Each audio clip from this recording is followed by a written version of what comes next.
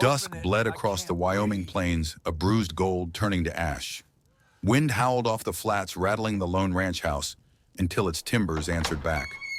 Inside, Thomas warmed his hands over the fire joints, aching the way winters teach. Then it came, thin as thread, yet sharper than the wind. "Please open it." "I can't breathe." He lifted his head. Another gust shoved grit under the door. The room smelled of pine smoke and old leather. Outside, the yard lay empty, wide as a held breath. Thomas caught up his lantern, hat, and caution and stepped into the gale where prairie dust scraped skin and silence swallowed most men. Thomas Reed moved through the yard with the slow, measured gait of a man who had spent too many years in solitude. The lantern in his hand sputtered against the wind, its frail flame sketching long shadows across the dirt. He had buried his wife when the pox swept through, buried his little girl beside her 2 weeks later, and since then it had been only him, the dust, and the relentless wind. That kind of loss strips a man down to bone and habit. Tonight the habit was checking the barn after a horse kicked at its stall. Nothing broken, no danger. He turned to head back, but stopped.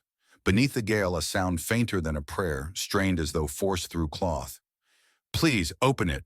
His chest tightened. The voice came from the old storage shed, a place left to rot, leaning as if it might collapse. The warped boards creaked under the lantern's glow, and his fingers brushed the revolver at his side.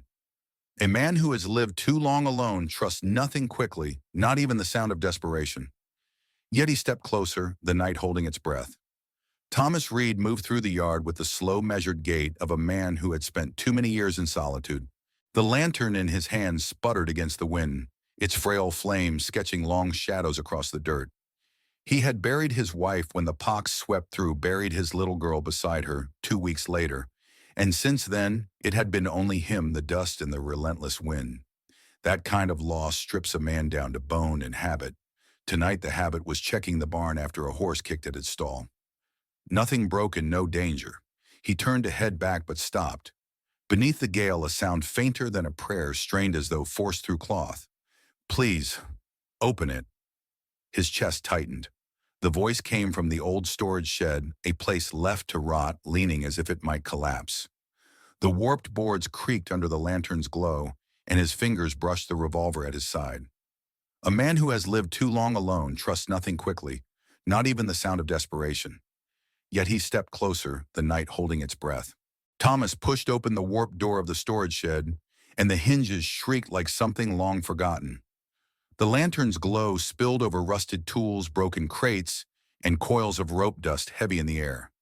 But another smell cut through, sharp, metallic, unmistakable. Blood. He stilled the hairs on his neck rising. Then from the corner, a sack twitched. Once, then again, subtle but alive. He stepped closer, boots whispering over dirt, every sense alert. It wasn't just grain or feed. It was a burlap sack knotted cruelly at the top, bound so tight it could choke whatever was inside. The air reeked of sweat, fear, and something darker, the stink of a trap set with intent. Thomas crouched, lantern low, and saw the fabric bulge faintly with a shallow gasp. Someone had tied this deliberately, not to store, but to erase. His gloved fingers brushed the rope, rough and hard, the work of hands that meant harm.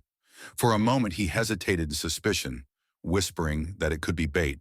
The shed pressed close with damp rot shadows bending against the light. But the sack stirred again, and a muffled cry broke through. His jaw clenched. Whatever evil had been planned here, he could not walk away. Thomas set the lantern down and dropped to one knee, fingers working at the cruel knots that cinched the sack. The rough rope resisted, but with a final tug it gave, peeling open, to reveal a face half hidden by a filthy gag. A young woman, bruised and battered, gasped for air. Her lips were cracked, her skin blotched with purple shadows where fists had struck. Her whole body shook with exhaustion, each breath a scrape against her throat. For a heartbeat, Thomas froze. Years of solitude had taught him to mistrust anything sudden in the night. Could this be bait set by men waiting outside? His hand hovered near the revolver at his hip. But then her eyes opened. Wide, frightened, impossibly blue, they locked onto his, with a raw desperation no trick could mimic.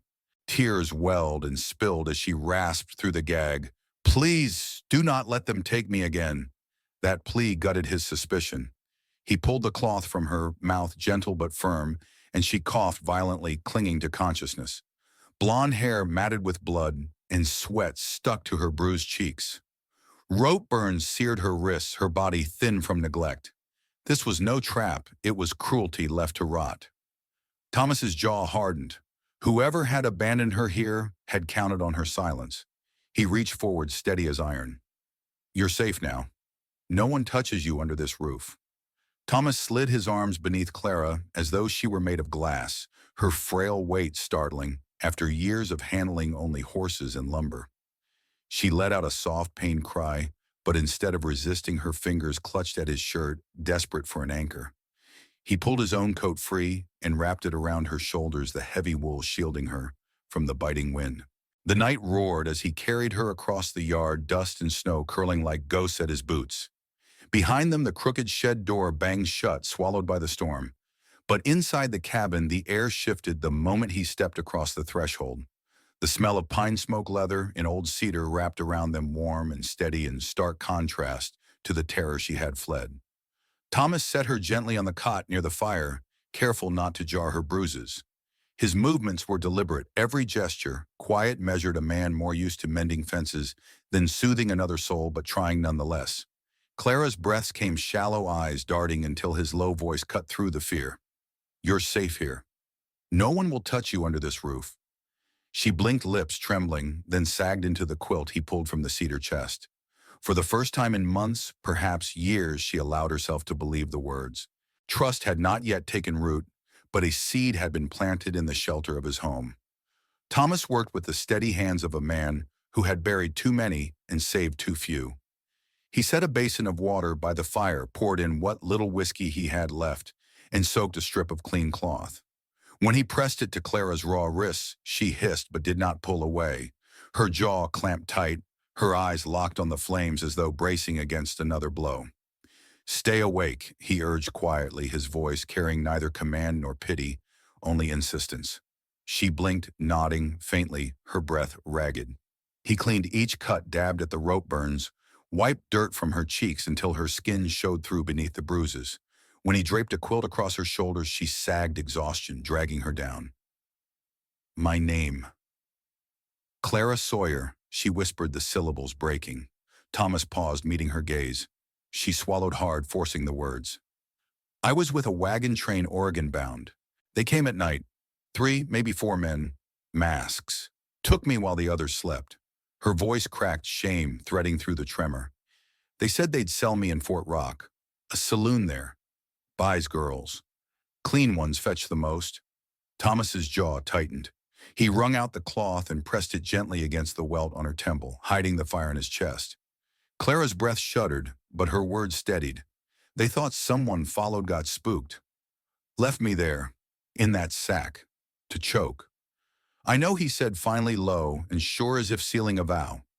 She searched his face, then let her eyes close. For the first time since he had found her, the rhythm of her breathing began to even out, fragile but alive. Thomas did not doubt her story. He had seen the bruises, the rope burns, the raw edges of fear that no lie could shape. Instead of questioning, he moved with quiet resolve.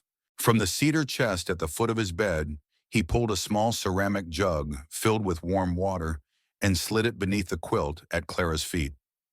Keeps the cold out, he murmured, his tone as practical as if he were fixing a fence. Then his hand lingered on another relic, his late wife's dark green wool coat buttons, worn smooth lavender and cedar still faint in its folds. For a long breath he held it, the weight of memory pressing down. That coat carried laughter long gone, a woman buried in the Wyoming soil alongside their little girl. His chest tightened. Still he crossed the room and draped it across Clara's trembling shoulders. She stirred, half-conscious, blue eyes flickering open. For an instant she caught the shift in his face, not only sternness, but grief softened by something new. He looked almost startled at himself, as if in giving away the coat he had opened a door he thought nailed shut. Her lips parted as though to speak, but no sound came. Instead, she pulled the coat tighter, inhaling its faint scent, letting it anchor her against the chaos that had broken her world. Thomas pulled a chair close to the cot, hat in his lap, his frame bent forward. You're safe here, he said simply. He stayed through the night, the fire's glow on his face, keeping vigil over a stranger who no longer felt like one. The hours dragged slow stretched by the restless Wyoming wind that clawed against the shutters. Thomas did not sleep. Instead, he sat in the straight-back chair pulled close to the hearth, his elbows braced on his knees, eyes fixed on the glow of the fire and the frail rhythm of Clara's breath. Every shift in the blanket, every flicker of her lashes, made him lean forward listening, measuring whether fear had loosened its grip. From time to time he rose without sound, moving like a man long accustomed to silence. He adjusted the quilt when it slipped from her shoulders, smoothed the edge of the wool coat across her frame, or poured fresh water into the kettle so steam would keep the air warm. Small gestures, unspoken vows. The lantern dimmed its flame, dipping low, and Thomas reached to trim the wick, careful not to let darkness swallow the room. He set the jug at her feet again when it cooled his big hands steady, though his heart ached with memory.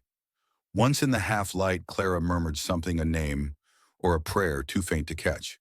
Thomas did not press. He only sat back down, hat turning slowly in his hands, and let her rest. By dawn, the fire had burned low but steady. Clara slept deeply, her hands curled into the sleeves of a coat that once belonged to another woman, now serving as her shield. And Thomas Reed, who had buried too much and trusted too little, kept his vigil unbroken, daring the night to try and take her from him. The morning broke gray, and still the air thick with the smell of damp earth after the night's wind. Thomas stepped onto the porch with a mug of black coffee, his eyes sweeping the horizon as he had done every dawn for decades. At first, nothing seemed out of place, just the fence line, the grazing hills, the pale haze lifting off the fields. But then he saw them hoof prints, fresh and deep, circling near the barn. Not his horses, too large, too recent. He followed the tracks slowly, his boots crunching over the hardened soil. The trail led past the feed trough and into the yard where something darker waited. A dog, the stray that had lingered near the cabin for scraps, lay twisted in the dirt. A clean bullet hole marked its skull. Thomas crouched beside it, his jaw tight. This wasn't a random killing. It was a warning. Further on, at the base of a cottonwood tree, his fears hardened into certainty. Burned into the bark black and jagged was a crude symbol, the mark of the Redmouth riders. He knew it well. Rumors spoken in hushed tones wanted posters, with faces half-shadowed women who vanished without a trace. Traffickers, ruthless and organized. Men who branded their claim the way a rancher seared cattle. They hadn't stumbled here by accident. They had come to mark Clara as theirs. Thomas stood very still, the coffee forgotten, the wind tugging at his coat. His blood ran cold, but his resolve burned hotter. This wasn't chance, and it wasn't passing through. It was a declaration. They had come onto his land, left their sign, and dared him to ignore it. He turned back toward the cabin, where Clara still slept, wrapped in the green coat by the fire. For the first time in years, Thomas Reed felt the weight of war returning. But this time, he was not fighting for memories. He was fighting for the living. The wind had sharpened again by late morning, carrying dust across the fence line in thin veils. Thomas came back from the cottonwoods with his jaw tight, a rifle in one hand, and a decision already made. Clara was still sitting by the hearth when he entered, wrapped in the green coat, eyes clearer than the night before, but shadowed by exhaustion. He didn't waste words. He only said, "Put your shoes on." She blinked, startled. "What do you wear?" No time, he cut in, pulling her shawl from a peg and tossing it over her shoulders. "They were here. Left a mark. We move now?" Her breath caught. "They know." He didn't answer. Outside, he led her behind the cabin boots, sinking into the churned earth. At the far end of the yard stood the old hayshed boards, grayed with weather and sagging on rusted nails. Thomas pulled the doors wide, dust rolling out in a choking cloud. At the back half, hidden behind crates, was a trap door. He knelt, pried it open, and a narrow stair yawned below, leading into shadow. "What is this?" Clara whispered. "Storm cellar," he said, lifting the lantern. "My father built it during the war. Food, water, a cot. Kept us safe when the world turned mean." Her body stiffened. "I've been locked away enough." Thomas turned, his voice low but unwavering. "This isn't a prison. It's a shield. You said they'd come for you. Down there they can't touch you. Not while I'm above." She swallowed hard, then nodded once. Together they climbed down, the air cooler smelling of dry timber and old oil. Shelves lined the walls, stacked with jars and tools. In the corner sat a narrow cot. Thomas set the lantern on a crate, its glow cutting the gloom. Then he did something she hadn't expected. He unbuckled his revolver, laid it carefully on the shelf beside her. Her eyes widened. "I don't know how you'll learn," he said. His gaze held hers. "If anyone comes down those steps who isn't me, you shoot. And if you can't scream, I'll hear it." For a moment, she almost smiled at the bluntness of it. Then her expression faltered and words spilled out she hadn't meant to share. "I've escaped," before she whispered. "Twice. First time I broke a bottle and ran. Got 2 miles before they caught me. They beat me so bad I couldn't walk for days." She drew a ragged breath. "Second time I hid in a wagon. Made it all the way to a stage stop before one of them found me again. They said next time they'd kill me slow." Her voice cracked, eyes brimming, but she did not look away. "I don't know why I'm still breathing, but this time I want to live. I will live." The words hung heavy in the cellar. Thomas studied her for a long moment, then reached into his coat and placed a tin of jerky beside the revolver. "Then we fight smart. You've got more strength than you think. You hold steady. That's worth more than bullets." He checked the hatch one last time, reinforcing the latch from above. Before he climbed out, he left a folded note by the cot. She opened it after he was gone. In his rough, uneven script, it read, "You don't owe anyone your silence. Not anymore." Her hands trembled, but not with fear. She tucked the note beneath her pillow, curled her fingers around the revolver, and for the first time since the sack, her breath came steady. Above, Thomas bolted the shed doors and settled on the porch rifle across his knees. Each gust of wind carried the promise of trouble, but his resolve was set. They had come to claim Clara, but they would find a wall instead. A wall of woodwill and a rancher who had lost too much already to let the riders take one more soul. The sun sagged low, throwing long shadows across the fence posts, when Thomas spotted dust rising on the southern road. 3 riders approached, not the casual gait of travelers, but the deliberate pace of men who already knew their destination. He straightened from the gait he'd been mending, wiping sweat with the back of his wrist rifle, leaning close against the rail. They stopped just shy of the porch, boots heavy in the stirrups, brims pulled low to shadow their eyes. The man in the center lifted a hand in mock greeting. "Evening, friend. We're looking for someone. Young woman, brown hair, might have passed this way. Don't talk much." His grin was thin, jagged. "But she's family, ours." Thomas's jaw set. His voice carried low, iron hard. "Kin don't stuff a girl in a sack and leave her to choke." The older rider spat, eyes narrowing. "Blood or bond, it don't matter. She belongs with us." Thomas stepped onto the porch, one boot creaking against the worn boards, his hand sliding to the butt of his rifle. "Belonging don't come from rope burns." "I saw the bruises, heard her beg for air. If that's how you treat kin, I'd hate to see how you handle enemies." The youngest rider shifted uneasily in his saddle fingers, brushing his belt. "You'd best watch yourself, rancher," the old one growled. "That girl's ours. Always will be." Thomas raised the rifle in a single fluid motion, the barrel leveled square between them, his eyes cold as the Wyoming dusk.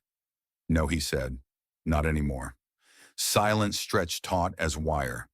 The leader nudged his horse forward, but Thomas fired once into the dirt at its hooves. Dust exploded upward. The animal reared, nearly throwing its rider. The 3 jolted back, startled by the precision, the certainty. "Next one won't miss," Thomas warned, voice steady as stone. For a moment, no one breathed. Then the middleman spat into the dirt. "You'll regret this. She ain't yours to keep." Thomas's rifle didn't waver. "She's not property. She's free. And she stays here." The riders wheeled their horses, slowly retreating in a storm of dust and scorn. Thomas stood, unmoving, eyes locked on their backs until the ridge swallowed them whole. Only then did he lower the rifle, his breath steady, but his heart drumming hard. They would be back. He knew it as sure as he knew the land beneath his boots. But he also knew this: when they came again, they would not find Clara alone. They would find her defended. Thomas wasted no time after the riders disappeared into the ridge. His hands moved with quiet urgency, hauling iron scraps, beams, and bolts into the yard. Every hinge, every door frame was reinforced, the cabin turned into a fortress against the return he knew was coming. Sweat slicked his brow, but his focus never faltered. The red-mouthed riders would not catch him unprepared. When the last latch was fastened, he walked to the storm cellar where Clara waited. Her eyes searched his face, reading the tension. He didn't speak aloud. From his coat, Thomas drew a small hunting knife, its edge freshly honed, and placed it on the shelf beside her cot. Next to it, he set a folded piece of paper. Her fingers trembled as she opened it. The handwriting was rough but deliberate. "If I don't come back, take the knife. Head northwest 6 miles an old ranger station. There's a well and supplies. Don't stop. Don't look back." Clara's throat tightened, her lips pressing hard as though to keep from crying. "Why?" she asked softly. "Why give me this? You don't even know me." Thomas held her gaze steady and unflinching. "I know you fought to breathe. I know you've been denied choice long enough. This time you'll have one." He nodded toward the note. "You don't owe anyone your silence. Not anymore." For the first time, Clara's eyes softened with something more than fear.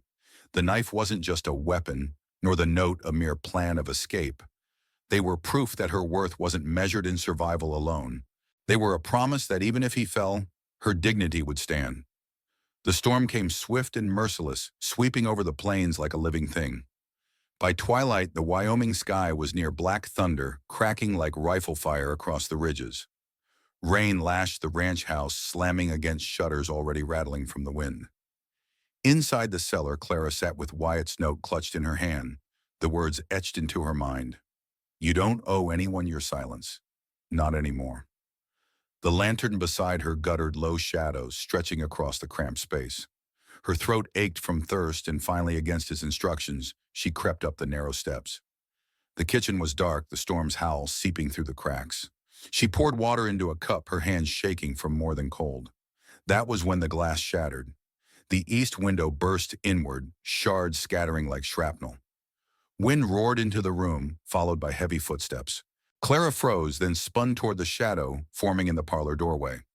A man stepped forward, broad-framed jaw lined with scars, eyes glinting with cruel recognition. "Boss says you're worth a fortune," he snarled, voice low and vicious. "But not if you fight." He lunged, grabbing a fistful of her hair, yanking her head back. Clara cried out, her body crashing against the floorboards. Pain flared in her ankle as she twisted, scrambling desperately. Her fingers found the knife Wyatt had left on the table. She slashed wildly, steel biting into flesh. The man screamed, stumbling back, blood streaking his arm. But he came again, furious now, his boot striking her side. Clara gasped, vision blurring, but refused to let go of the blade. She slashed again, shallow but enough to make him reel. He pinned her wrist against the wall, breath rancid, teeth bared. "You think you can win this?" he growled. Lightning lit the cabin in white. The door crashed open.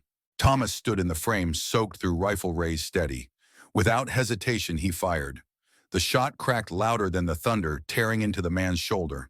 The scarred intruder spun sideways, collapsing against the hearth. "Move again," Thomas warned, a voice like cold iron, "and it'll be your last breath." The man froze, clutching his wound, eyes wide with shock. Thomas lowered the rifle only long enough to scoop Clara up. She clung to him, trembling ankle, screaming with pain. He carried her into the bedroom, laying her carefully on the bed. "You did good," he said softly, brushing wet hair from her face. "Held your own." Tears welled in Clara's eyes, both from pain and from the stubborn pride of surviving. "I thought I was going to die." "You didn't," he replied, voice steady, though his eyes burned with fury. "Not while I'm here." He cleaned the blood from her lip, bound her swollen ankle with strips torn from an old blue flannel shirt. His hands were gentle, his jaw tight, and when she whispered a shaky thank you, he only nodded. Outside, the storm howled and the house shook, but inside something had changed. Clara was no longer only the woman in the sack. She had fought back, cut, her captor refused to surrender. She had defended herself, and Thomas had been there not to replace her will with his, but to stand beside it. When the thunder eased, he sat by her side, one hand resting firm over hers. In the silence that followed, she knew the riders would come again. But now she was no longer just prey. They would find her ready, and they would find her defended. Thomas worked in silence, his hands steady, though his jaw was tight with rage at what had nearly been lost. Clara's ankle was swollen, her breath catching with every touch. From a cedar chest at the foot of the bed, he drew out a blue flannel shirt, worn soft with years, the cuff stitched with a single word, Clara, his late wife's handwork. For a moment his face faltered, grief brushing his features like a shadow. Then with quiet resolve he tore the sleeve and bound the bandage firm but gentle around Clara's injured ankle. She watched him, lips trembling. That belonged to her, she whispered. Thomas nodded once, his voice low. Yes, but tonight it keeps you standing. His eyes lifted to hers, unflinching. You matter too, Clara.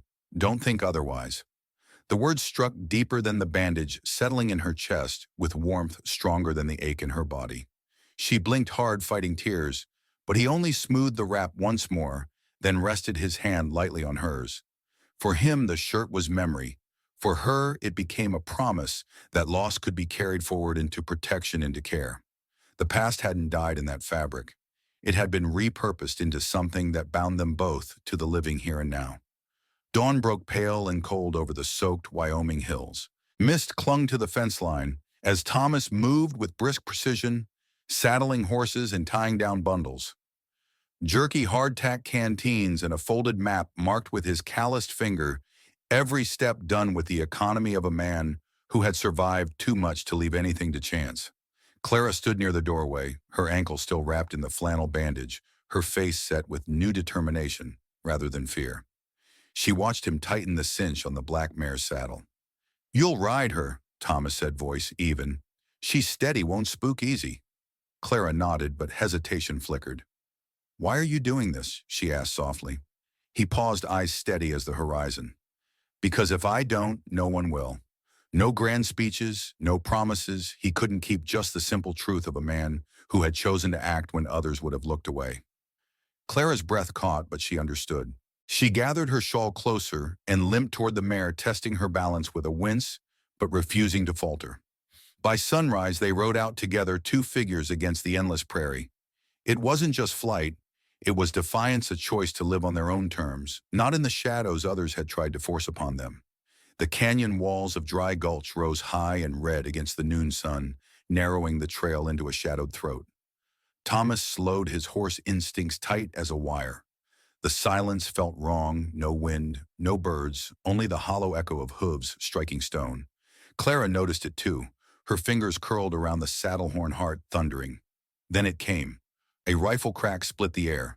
Thomas jerked sideways, a bloom of red spreading across his shoulder. His horse reared, neighing in terror. Clara screamed his name, spurring her mare forward. More gunfire echoed from above, two men on the ridges, one blocking the path ahead. Thought you could run, sweetheart? The scarred rider taunted from below, the same brute who had broken into the cabin. Clara's fear hardened into fire. She seized Thomas's reins as his body slumped half-conscious, his grip loosening. With a desperate kick, she drove both horses into a narrow side cut in the gulch. Bullets spat dust from the stone around them. One tore through her sleeve, grazing her skin, but she didn't falter. Clara ducked beneath a fallen log, dragging Thomas's mount with her. Out of sight, she leapt down, boots skidding on gravel. Thomas nearly collapsed into her arms, his face gray with pain. She pulled him behind a boulder, breath ragged. Easy, she whispered, voice trembling, but firm. Stay with me. His eyes fluttered, open lips, ghosting a faint smile. You ride like hell. You're not dying here, she snapped, tearing his shirt open with shaking hands. Blood pulsed hot and heavy, soaking her fingers. She poured whiskey from the saddle flask straight onto the wound. He hissed, gritting his teeth against the fire. Sorry, she muttered, binding the gash with strips of cloth torn from her own hem. Her hands moved quickly, every motion steady despite her fear. You're better at this than I was, he rasped weakly, echoing the nights he'd tended her. She ignored him, pressing hard until the bleeding slowed. Only when she felt his breath even slightly stronger did she lean back, sweat streaking her brow. For a moment, the canyon seemed to still the chaos outside, muffled by stone. Clara looked down at him, this man who had pulled her from a sack of suffocation, who had stood between her and death more than once. Now the roles were reversed. She was the one holding the line, her arms the only thing between him and the dark. You saved me, she whispered, voice fierce. Now it's my turn. Thomas's eyes softened despite the pain, something unspoken passing between them. The shift was undeniable. She was no longer just the rescued. She had claimed her place at his side, equal in grit and resolve. Outside, hoofbeats thundered away into the distance. The riders had lost sight of them for now. Clara exhaled, hard hands still pressed to the bandage, heart hammering like a war drum. They weren't safe, but they had survived. And for the first time since that night in the storage shed, Clara felt not only like a survivor, but like a protector. Dust still clung to their clothes when Clara and Thomas rode into the forgotten town of Sage Hollow. The water tower leaned like a tired sentinel, and the saloon windows were patched with newspaper. Thomas dismounted stiffly, his wounded shoulder, bound but aching. Clara steadied him, her jaw set with quiet determination. Together they crossed to the sheriff's office, a squat wooden building with a weathered star swinging on the door. Inside, the air smelled of tobacco and old leather. Behind the desk sat Marshal Calvin, broad-shouldered gray, at the temples, eyes sharp as iron nails. He looked up, surprise flashing across his face. "Well, I'll be damned," he muttered. Wyatt Reed crawling out of the dirt. Thomas, still carrying the name Wyatt to the townsfolk, gave a faint smile. Still breathing. Barely. Calvin's gaze slid to Clara, brows lifting, but Thomas's voice dropped low, steady. "We need your help." The smile vanished. They sat, and between them, the story poured out. Thomas described the ambush, the scarred man, the rider's mark burned into his cottonwoods. Clara spoke too, her voice trembling at first, then sharpening, as she recounted the sack, the bruises, the cellar, and the storm. Every detail filled the room like the steady build of thunder. When the tale was done, silence held for a long moment. Calvin leaned back in his chair, letting out a slow breath. "I've heard whispers for years," he said finally. Girls snatched off stagecoaches, wagons gone missing, but never a soul who'd stand and tell it plain. His gaze fixed on Clara. "You're the first, maybe the only one." Clara met his eyes without flinching. "Then let me be enough. Let's end them." The marshal's jaw tightened. Then he gave a single nod. "All right, we set a trap. Tonight." And so the plan was born: an abandoned freight warehouse on the edge of town, deputies hidden in the rafters, rifles primed. Clara would stand as bait, not as a victim anymore, but as the witness who could finally bring the Redmouth riders down. The abandoned freight warehouse on the edge of Sage Hollow was a husk of its former self-walls, scarred by time, windows patched with dust and cobweb. Yet that night it became the snare. Lanterns swung faintly in the rafters, throwing long shadows over crates and broken wagons, where 6 deputies crouched in silence, rifles steady.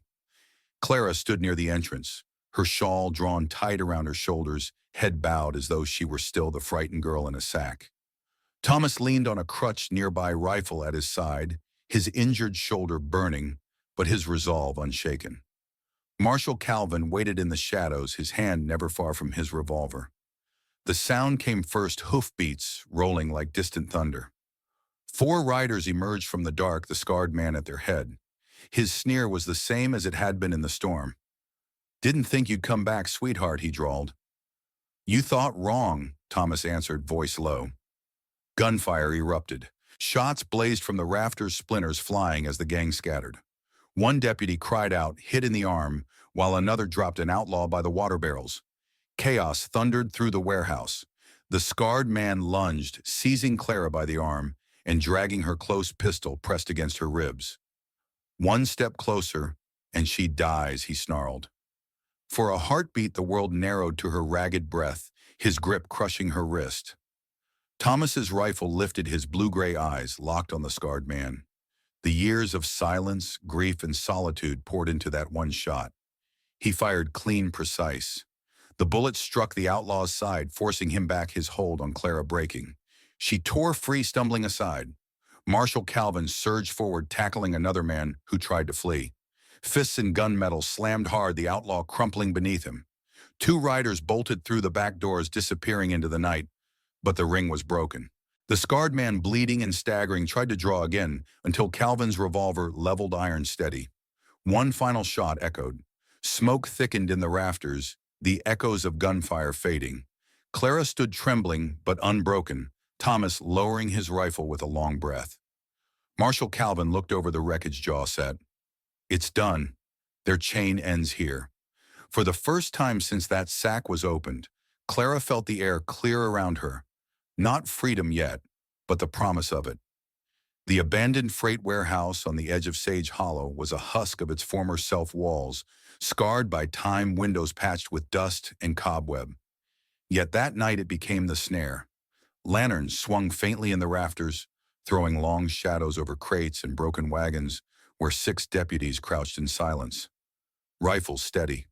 Clara stood near the entrance, her shawl drawn tight around her shoulders, head bowed as though she were still the frightened girl in a sack.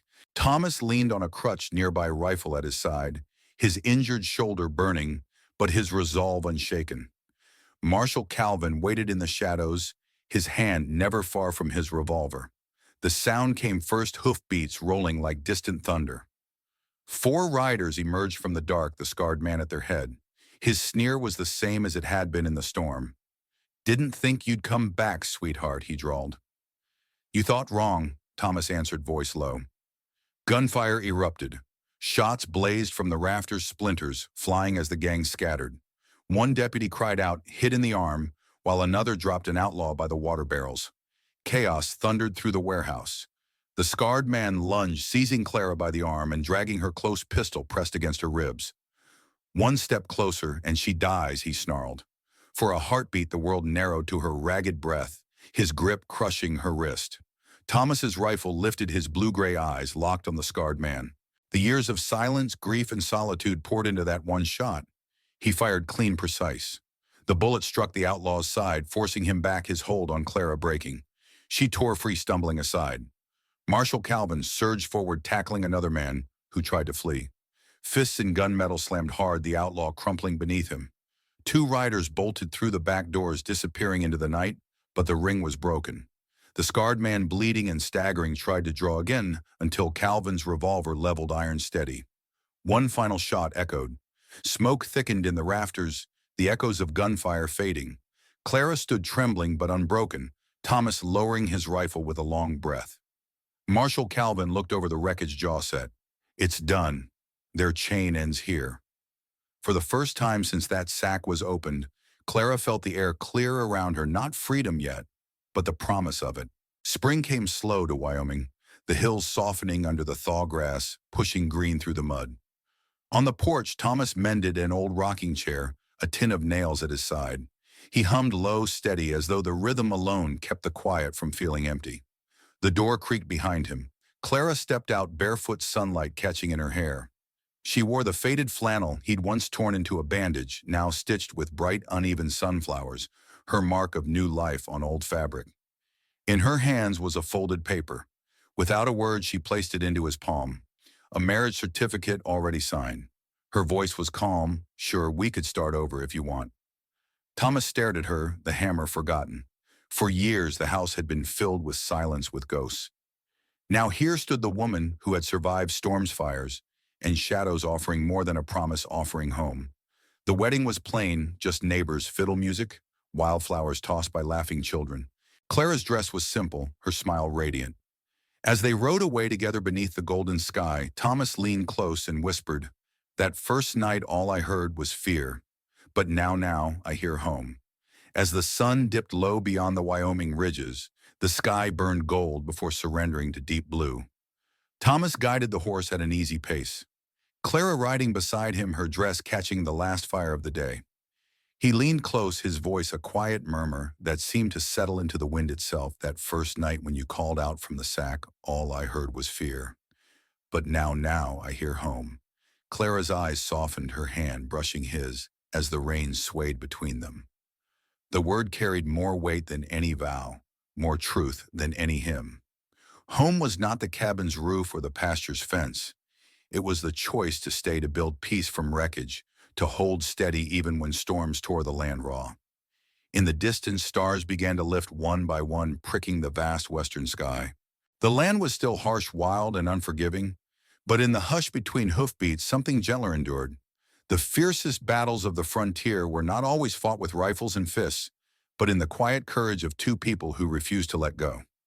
Together, beneath the endless sky, Thomas and Clara rode on, not toward escape, but toward a life remade from survival, stitched into belonging.